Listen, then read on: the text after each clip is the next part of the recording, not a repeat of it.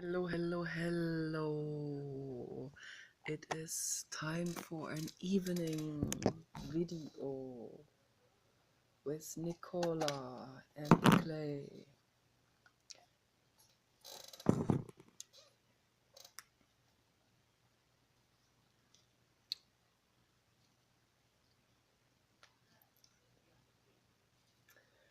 I want to make this video into a more relaxing video tonight, into more of a soothing video for the nerves, a soothing meditation, a relaxation spa,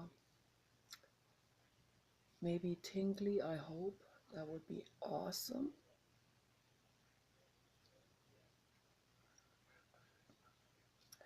I do relax and fall asleep to my own videos, but so far it hasn't induced a tingle yet. The videos that induce tingles are usually by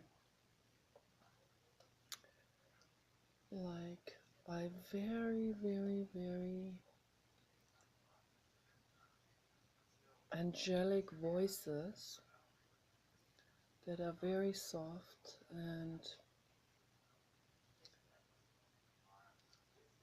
and playful and natural,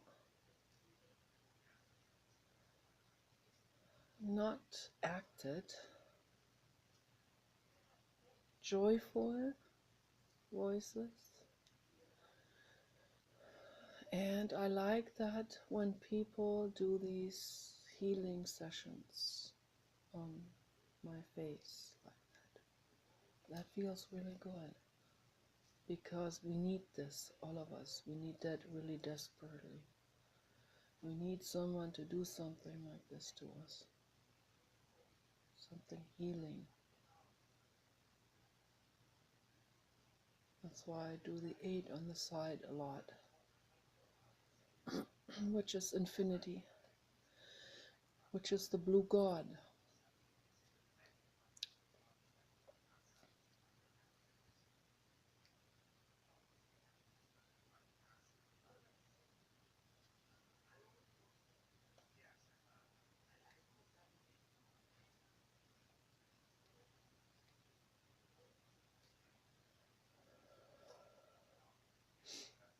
Yeah, before I forget, I need to mention, this is very important. There's a terrible hurricane going on, and I want people to make sure that they bring all of their animals with them when they evacuate their areas. It's very important. Very important.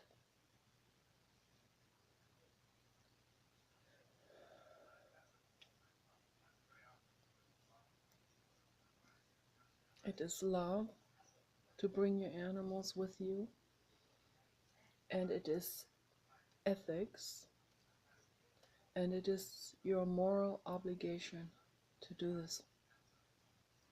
Very important. Do not leave any animal behind in the zones that are dangerous, ever, in any evacuation situation, worldwide. That is my plea to you. Bring your animals with you. Most of all, your dogs, your cats, rabbits, guinea pigs, any house animal, okay. any animal who fits on the back seat of your car or vehicles or trucks or vans. Okay. And if you possibly can, bring the large animals with you too. If you have horse trailers, or any other cow trailers or barn type of trailers. Bring all of your pigs, cows, and horses with you wherever you're going to go. Bring them to safety. Very, very infinitely important for me to mention this right now. Infinitely important. I say it in every chat room. I said it today in the chat room on Hurricane Florence. Bring your animals with you when you leave. Please do this. This is infinitely important. Do it out of love, and remember that this is energetically important for your lives, for all of your lives, okay, and for the infinite cosmos. This is energetically important. This has metaphysical implications.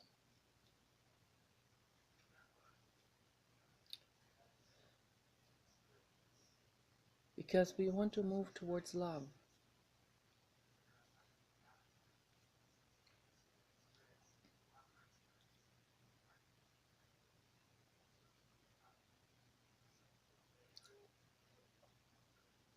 Love is compassion.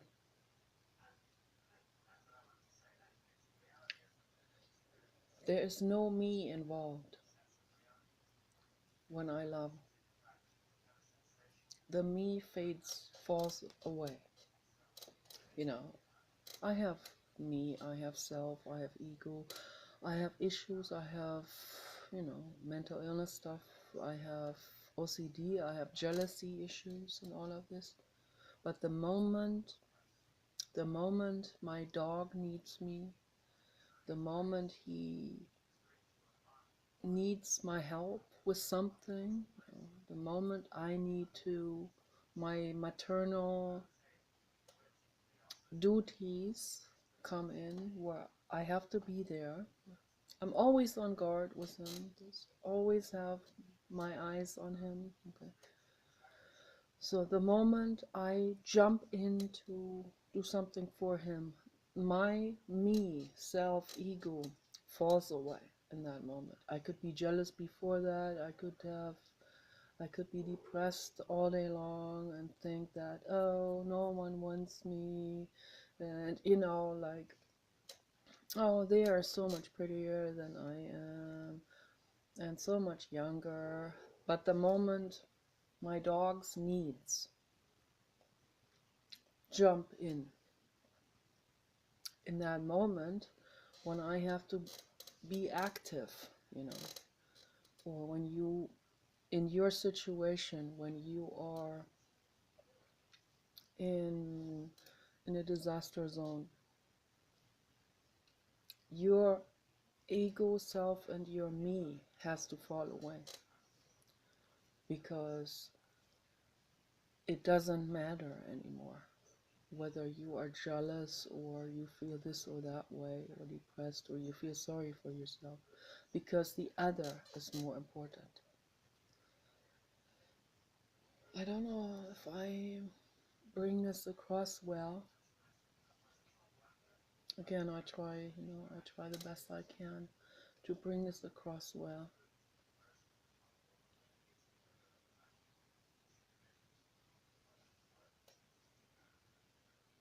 And these subjects tie in with one another, because I'm going to get into the Preciousness Meditation.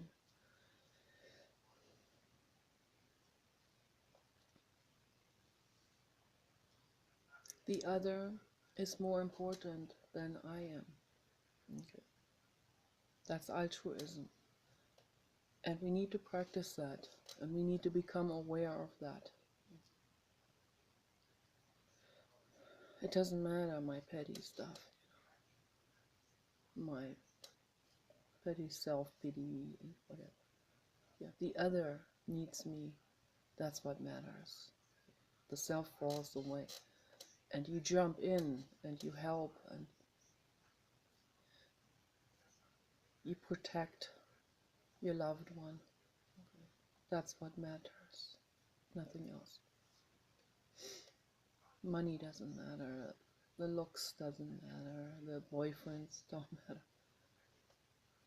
Your protégé matters, your baby matters, your animal or your human child, they matter. Okay. Much more than I matter, much more than you matter in that, in those situations where they need you, their need matters more than anything else. So we jump in, and so that's also an opportunity for us to practice non-self, to practice what is it like, to shed the self. It's actually great. It's a great experience. Jiddu Krishnamurti talks about emptiness. That is what he means by it. You empty out the self-importance, the money, the business connections, for the time being. This all has its place. But the animal or the child is always the priority. Always. Always. Yeah. So on the moment when they are content, when they are playing or sleeping, or they don't need assistance in that moment, then you can get on your computer, but stay in the same room with them. It's very important. Animals and children cannot be left alone. They get traumatized when they're left alone. It's very important. I'm running a paper petition to bring also, first of all, awareness to this. But very few people signed that. Very few people would agree to that. Makes me very sad to see the people that we met out there in that one area would just not agree to this. Because they find their self-issues more important. And it's those people who should not have animals or children. Anyone who finds themselves more important or puts financial or vanity things above other things, they should not have animals and they should not have children. That's very, very important. But it's usually those people who have animals and children. Those are often the people who exploit their animals and who mistreat their children. And it's very sad for me to see that. Very sad.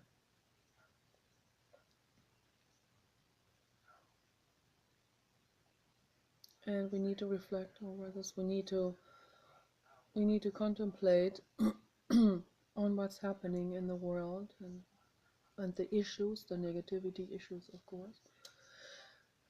And then we need to relax and we need to wish for a solution. And the infinite cosmos, the infinite universe, will bring these solutions to us when we meditate, and then when we allow that what is, in that moment, just allow it to be the way it is. Don't fight, don't struggle. Breathe into it. Okay. Very important.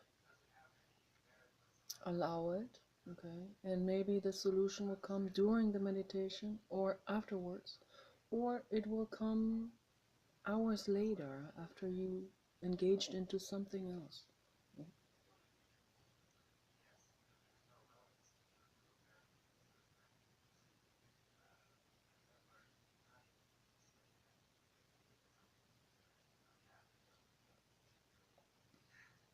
I remember back in high school when I was struggling with math.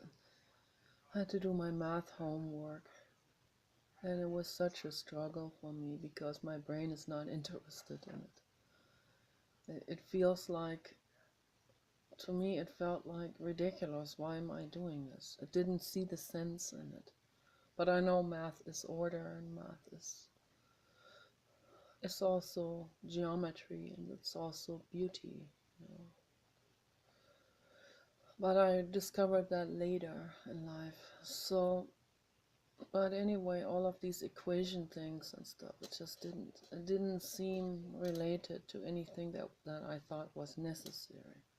It's certainly not related to my problems, and certainly not related because my brain was pretty chaotic, so how can it possibly understand math? My brain had chaos and emotional pain. How can it understand math? But I wanted to. I wanted to learn it. I wanted to get into it. I wanted to get good grades. I wanted to understand it. It bothered me that I didn't. So what I would do is I would get into the homework. I would get into the calculations, and then I will see, often with tears, oh, I don't get it. Okay, so why don't I just let it rest? And that's what I did, just because, it was inevitably coming to this fork road where I had to leave my maths calculations behind. But I left the book open, I left it on the table. I walked away. I ate some candy, which is not so good for the brain. That doesn't really help solve the math problems. But I did something else. I watched a movie, or I cracked some jokes with my brother and did something else, maybe painted something or had a conversation about something totally unrelated. So later I went back, oh, I haven't done my homework yet. Okay, I went back on. And in every single case, when I decided to leave it sitting there and accept that I didn't understand it and do something else, and I came back, in every single case I suddenly was able to solve the math problems. So, because I gave my brain that permission to rest, to get off that hot-headed struggle. So, and that applies to everything we do, everything, everything in life. That applies to the law of attraction as well. You wish for something, and I see what people are doing, like I talk to people, and so sometimes, on Facebook or YouTube, and they'll ask me something like, how do I get from A to B here? And I said, you need to first let go. And that's very difficult for them to really understand that it's not just a concept, it's a reality, and it's also a truth.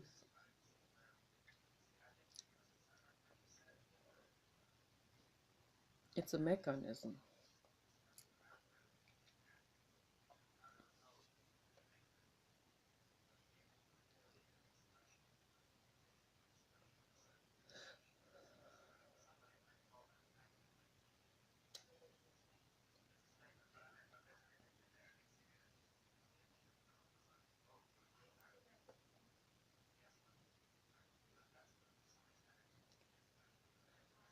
You have to let go for the time being. And that's very difficult for people to do, because it feels threatening and scary to let go, but you have to do it. Yeah. And you see eventually you don't have any other choice other than to let go. Because the moment you cling, it's not gonna move. It's like a tire stuck in mud. And no matter how much you turn the tire, it will just turn the mud. It doesn't get out of that.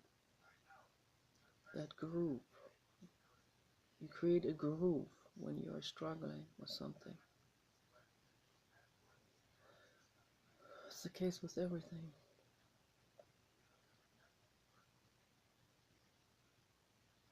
There's a house I would like to have. I'd like to have that house by Wallace Cunningham. And I can envision the future.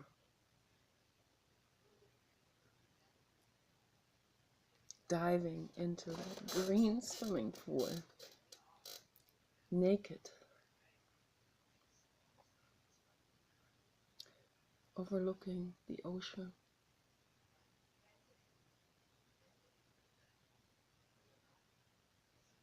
Looking into natural vegetation and mountains and all the way out onto the ocean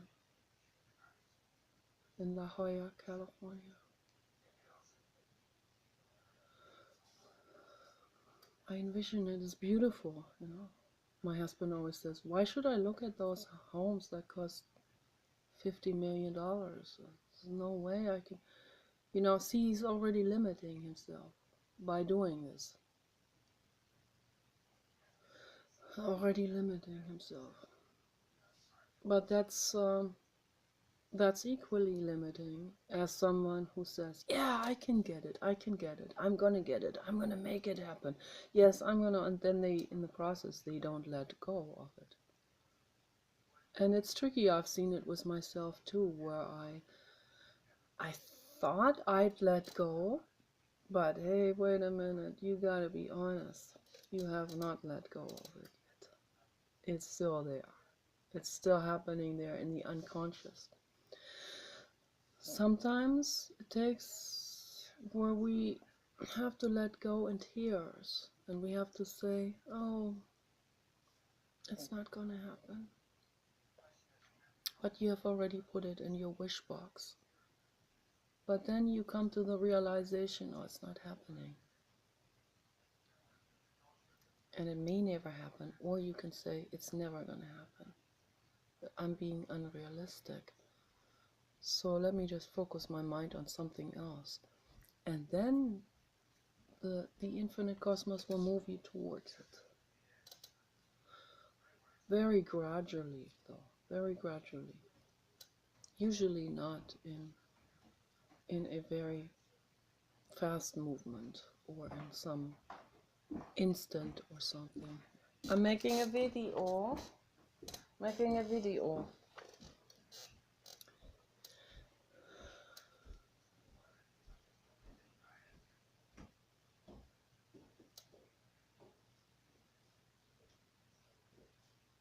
I have a lot of visions for the future that seem almost completely unrealistic at this point now. Because I'm a hermit, and here I want to open up a therapy center for everyone, including homeless people.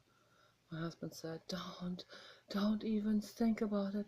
Homeless people, they're gonna demolish everything, they're gonna destroy everything, they're gonna make everything, they trash everything. It's true. But you know what? They need it the most. Yes, we have to pay very close attention to our own financial and neurological limitations. You know, I can't be dealing with homeless people who are all mentally ill, very, very, very, very mentally ill, very extreme. Homeless people have extreme mental illness. That's what I've been talking about a lot. Those are usually the ones that have done substance abuse and also fried up their brains, you know, with hallucinogenic drugs. And chances are very high if you take hallucinogenic drugs, at some point you might end up on the street. It's not fun. Don't go that route. Don't do it.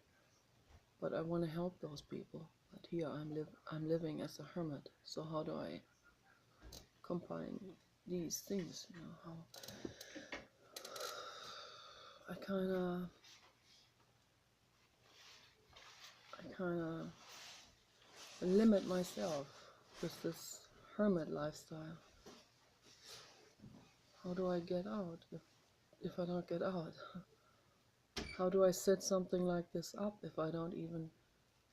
How do I deal with these people if I have such horrible OCD with cigarette particles and drug particles and alcohol? I have OCD with alcohol even. I have OCD with coffee particles. I have OCD with all of these substances. I find it so gross. I find it so utterly gross. So how do I help people like this? If I am in this situation, it's not easy, but I put it in my wish box. I wish to heal this. I wish to, and I think all of this OCD stuff is ego-based. All of that. Not in a sense of, I don't know, making myself feel like I am better than they are. Not at all. Not in that way. It's has to do with self-protection more than anything else. I hung out with punks and drinkers and stuff like this and in the past, and it was a miserable thing to observe and feel, and it tasted bad, it felt bad, it was chaotic, it was total chaos. It just added to more and more chaos instead of straightening things out. So my brain linked up so much pain with that, to the degree where I can't even be around anyone like this anymore. I don't even want them to touch me. I'll have to wash myself. Someone like that touches me or my clothes, I have to go through a decontamination procedure. It's not fun. I want to heal this, and I want to help other people heal if I possibly can. Because we're all interlinked. I am not separate from you. I'm not separate from the homeless person. They suffer as much as we all do, and they suffer even more. And they're still chaotic. My brain is starting to straighten things out gradually. And then my brain thinks, oh, don't even get in touch with those things, literally, because it is linked so much danger up with it, and so much misery with that. That's how the OCD gets started. That's why a lot of people who used to smoke, they can't stand it anymore. They can't stand to smell it anymore. That's the case with me, with the cigarettes, with the alcohol, with pharma drugs, with any of these things. Any of these party things. Can't stand it. I cannot stand it. If I went onto a party, I would only drink mineral water and ice cubes in it, made from mineral water. That's what I would drink. And they all say, why don't you have a glass of champagne?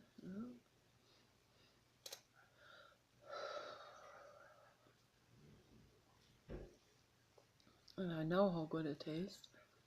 And I'll say, no, thank you. And when I get home, I have to go through a decontamination procedure. I couldn't even pick someone up at that party, because bringing someone like this home, see, that's a huge problem. And I saw another woman who had the same thing. Because of that, she couldn't have a boyfriend because she was so crossed out with almost all men that she can't even shake people's hands. I mean, I shake people's hands, and I also give a hug. When someone cries, I give a hug. So that my mother instinct is much more powerful than that, and always will be. And there again, the self falls away, and the love comes in, and love is always open. Come to me. I give you a hug. It's always open, no matter what. No matter how smelly these people are. When I feel love and compassion, I hug a dog, a horse, or a person,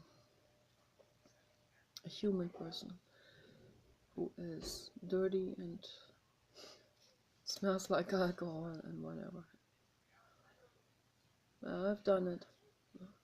And the people they'll be like, and that's what makes me cry. They'll be so shocked and so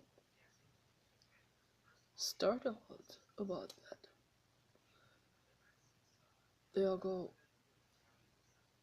oh, thank you, thank you, thank you for hugging me. I said, of course. That makes me cry. You know, like that horse who hangs his head down. Oh God, I can't think. I don't want to think about it.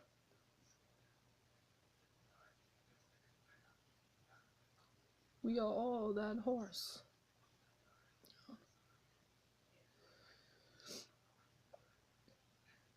Dogs, horses, humans, pigs, cows, we're all made out of the same exact material. We have the same needs for connection and love and trusting someone. And everyone goes about this in a very different way. Most people in a very self-sabotaging way because of pain. Most people numbing themselves using substances so that they don't have to feel that need. I eat chocolate, I don't need you. Kind of like that. But no, I eat chocolate, I still need you. I dream about you at night, I want you. I want to hold you and I want to make love to you. I'm thinking about someone. I'm not going to say who.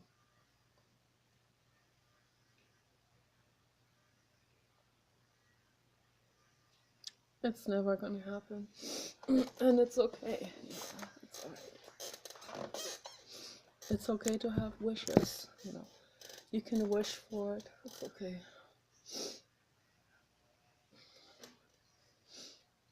And when I say make love, I really mean love. Not just the physical. I mean on all levels.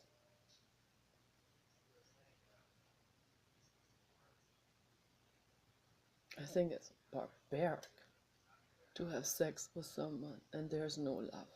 I think that's really brutal.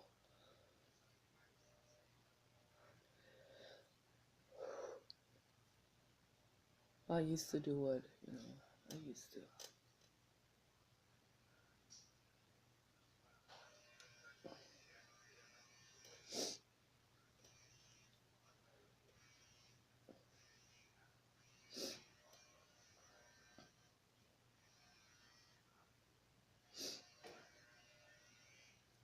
It's brutal.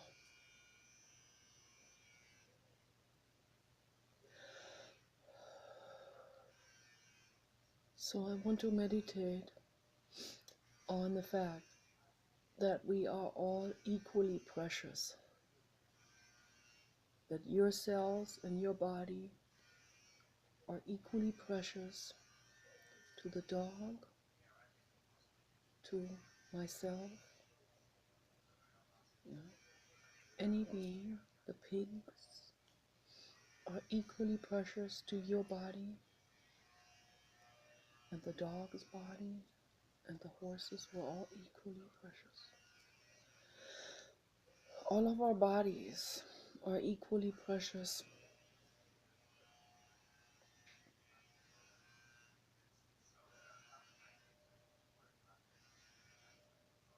That's the message from the infinite cosmos. We don't need religion in this equation. Religion has only done harm.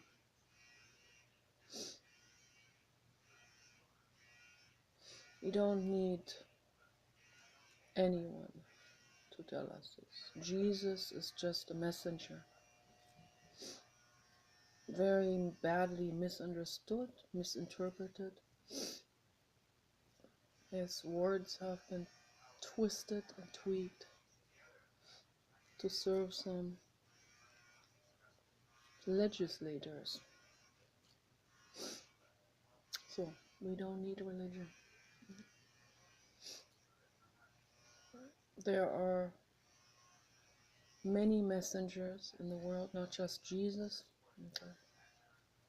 Different messengers that speak differently. Some speak with actions, and some of them are on a much more advanced level than Jesus. Paul Watson is much more advanced, and Ingrid Newkirk, much more advanced.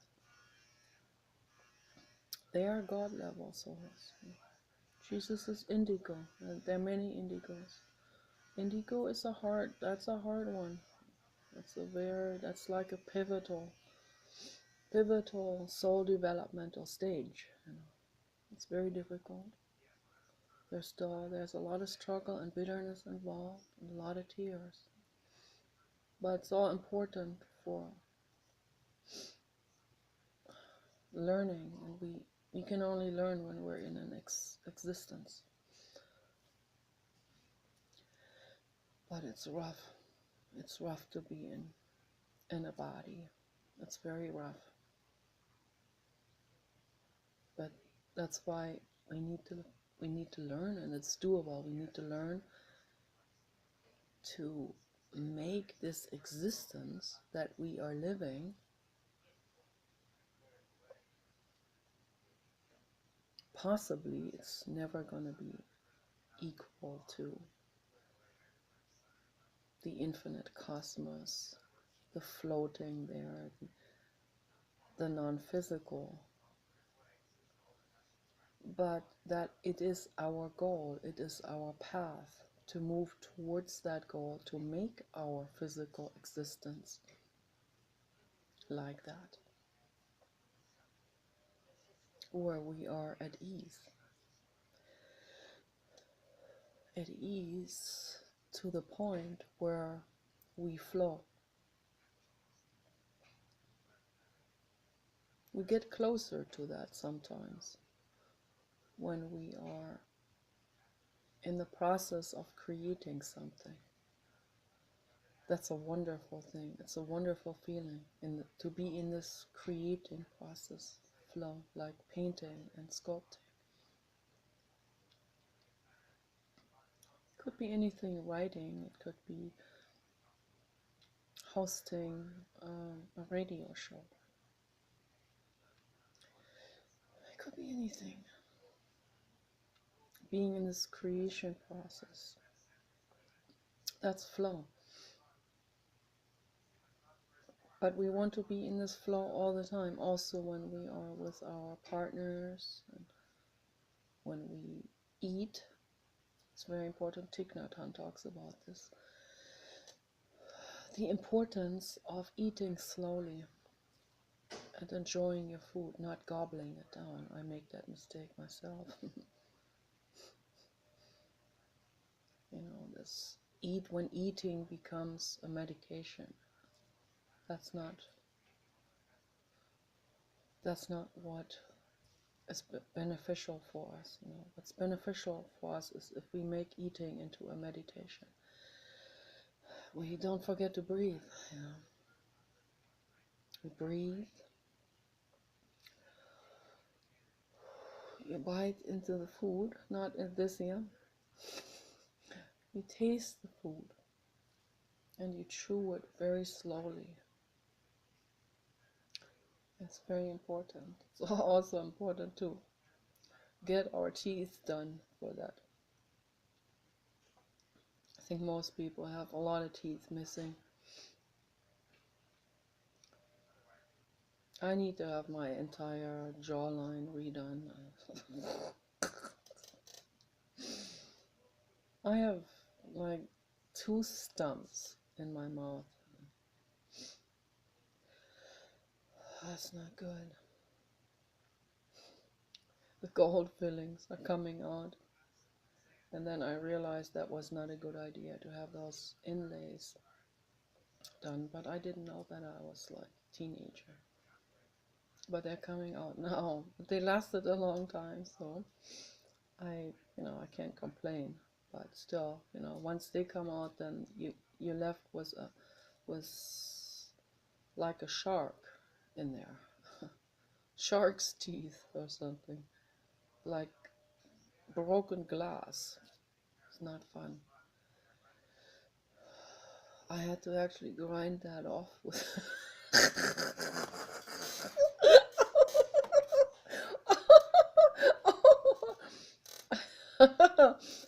I bought myself a tool at Amazon, like one of those,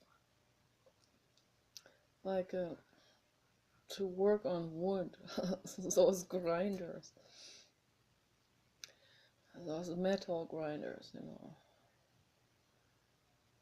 manual metal grinder, and I go into it, and my nervous system is already on edge when I do this, but I tough it out. And I grind that down without anesthesia. It doesn't do any good anyway, because grinding is grinding.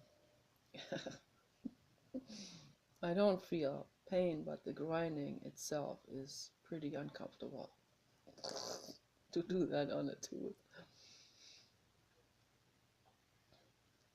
But that's not what I wanted to make this video about. I wanted to make this video pleasant, actually. So yeah, but this is all existence. Having broken teeth is existence. Going to the dentist is part of the experience of being a human. Some dogs have dental work done. Dave had dental work done, but under anesthesia, of course. They could never handle that. They're way too sensitive for that. They have to be under anesthesia, or they'll be more moving and jumping.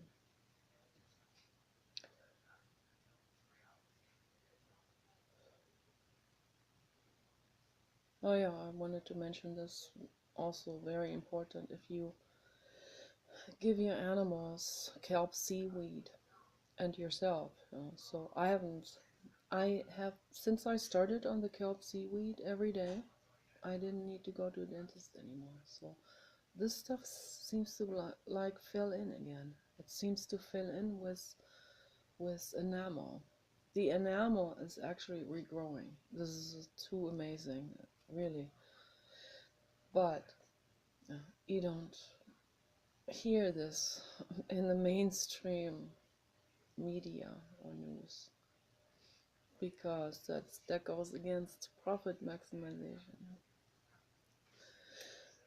Kelp seaweed powder. Have I would say a third of a teaspoon of kelp seaweed powder. That's what I put. That's what we put into Dave's food. That's what I put into my superfood drink. Okay, and I put a tablespoon of diatomaceous earth powder in it, and I put, for Dave too, very important, it's anti-parasitic. It is prevention from fleas and any kind of parasites.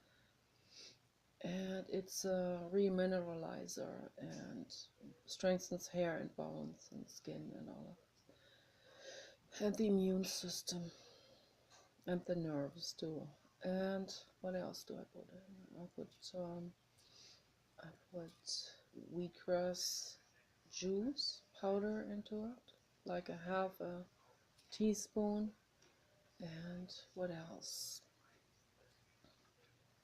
Oh yeah, and I put a teaspoon of brewer's yeast into it. So into a cup of hot water. I stir that up and I drink it. And that's a superfood drink. It's really, really powerful. I recommend that. And when you do this, you'll see the results. The enamel will grow back, and the holes in your teeth will fill back in. And I recommend to people to have the amalgam fillings with mercury all safely removed. You don't want that in your mouth. That's toxic. We had ours removed. Dr. Rhoda in LA did that. I don't know if he's still working, but he's great. So, and I recommend to go to a dentist who is into natural medicine. So, very important.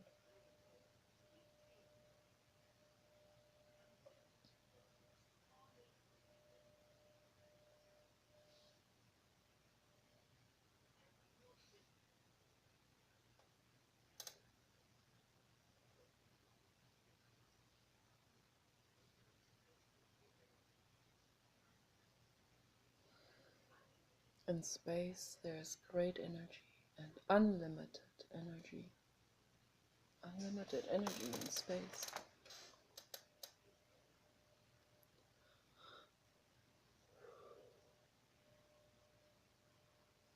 And what he means by nothingness and emptiness is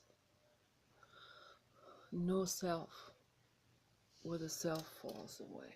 The self and the thoughts that are attached to self. That's what he means. And then there's infinite energy. When the self falls away, there's infinite energy. And in this infinite energy, there is infinite abundance of compassion and joy and art and creativity. And that's that flow. That is that flow. Asterix calls it the vortex. Being turned on, tapped on, and tuned into the vortex. Yeah, I call it the flow state. The infinite flow state. It doesn't matter how we call it. Sri Krishnamurti calls it emptiness. But it's a little bit confusing, that word, because people don't really know what that means. Emptiness, empty from the self.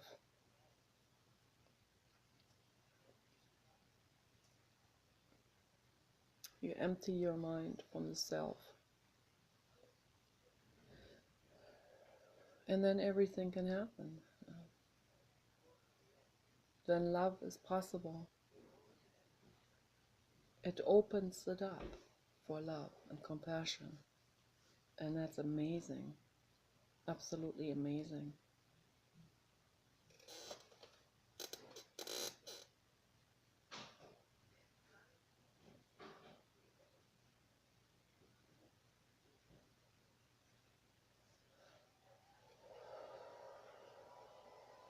Breathe.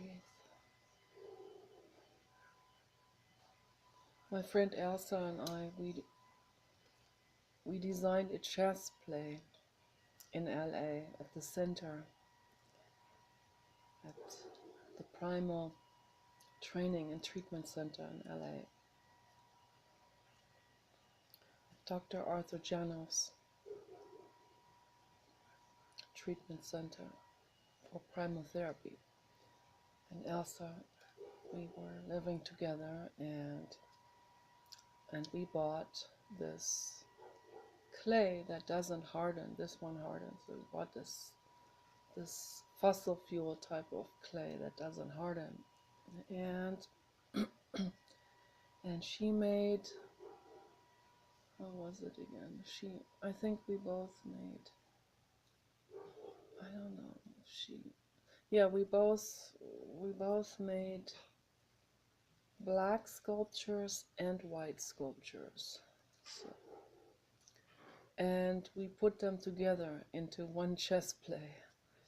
She made her sculptures and I made my sculptures in my style.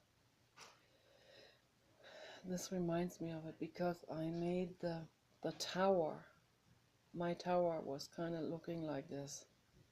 My tower was actually an abstract vacuum cleaner. That was my tower. And the tower would go like this and vacuum everything up that's in his way. And I made the horses that actually had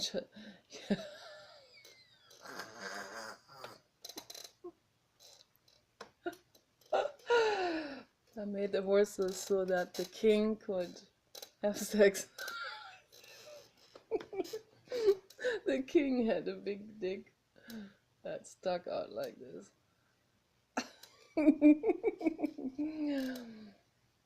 That made Annalise very upset.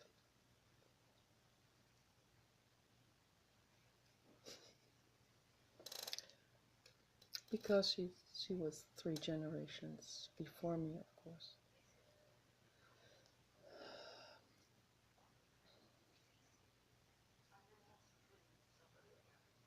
Very religious, puritanical type of upbringing that she had, and so it was kind of scary for her to see us play around like this, be completely free. Like, there's no taboo in art, and as long as it is kind and peaceful and gentle and loving and compassionate and giving and protective of the other, so then everything is good. So we brought that chess game with us, and we put it into the center and had it in a specific area.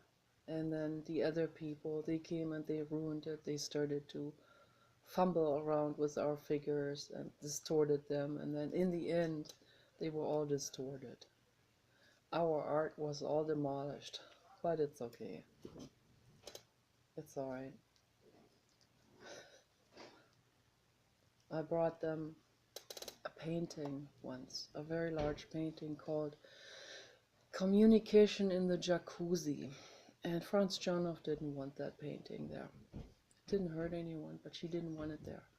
And she said, you have to come and pick it up. I said, I don't have space where I was staying. I was renting a room at someone's place. And I said, I can't come pick up. Then we'll put it out to the street for the trash people to come pick it up. I said, okay, that's what you have to do. So she threw my painting away. Made me very sad.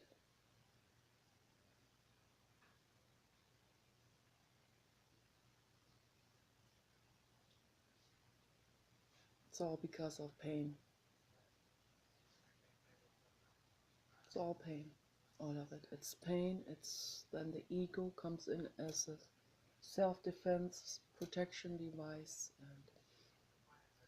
and then the self is born, and the me is there, and it stands in the way of communication, co-communication. It stands in the way of understanding the other.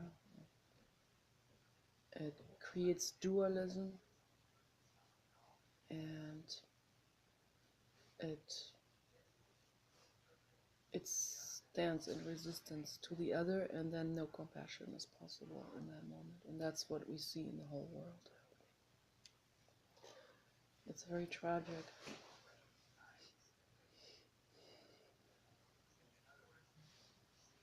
We need to dissolve the self, the me, and the ego. And that's the healing process. That's the actual healing process. Tears are necessary for that.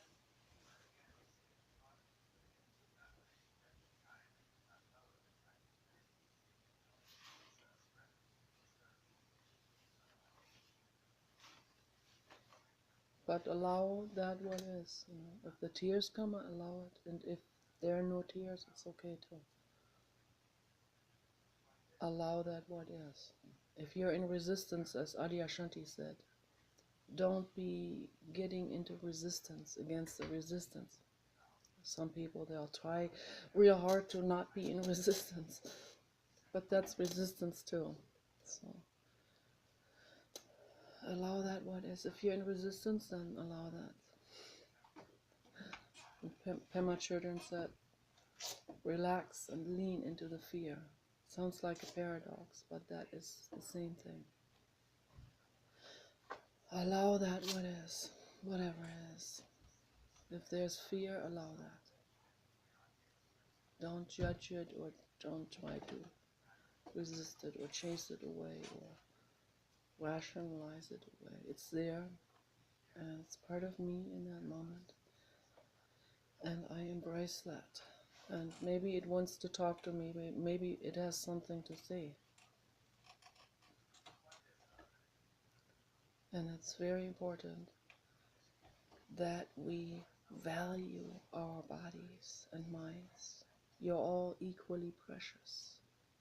We're all equally precious. The dogs, you, the pigs, the horses, myself, my husband, my dog Dave. No priority order. Okay.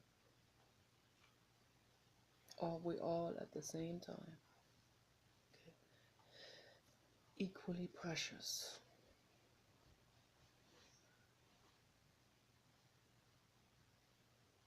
And be good to your bodies. Very important.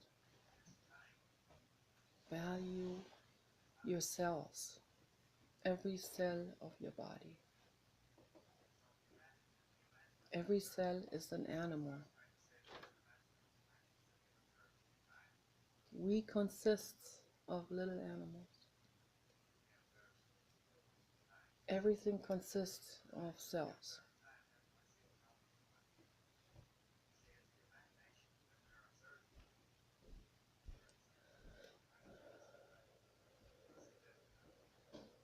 And minerals and water.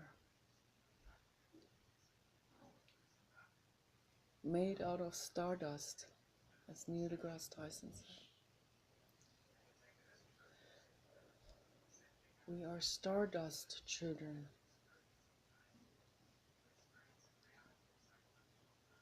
And that's wonderful.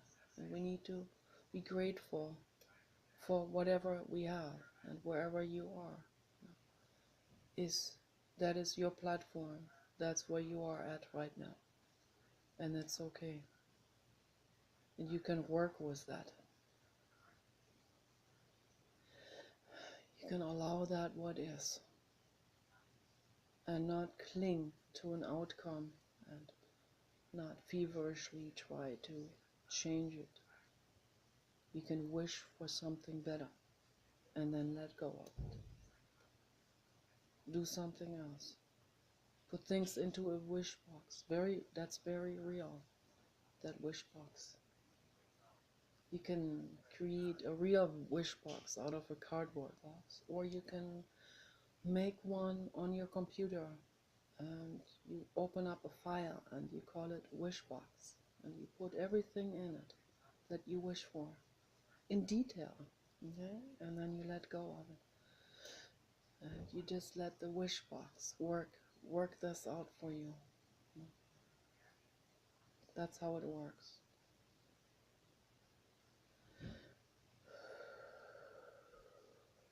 The mathematical equations, the boyfriends, they're all in the wish box. The house that you want, the swimming pool, jacuzzi, the Tesla, the Tesla van.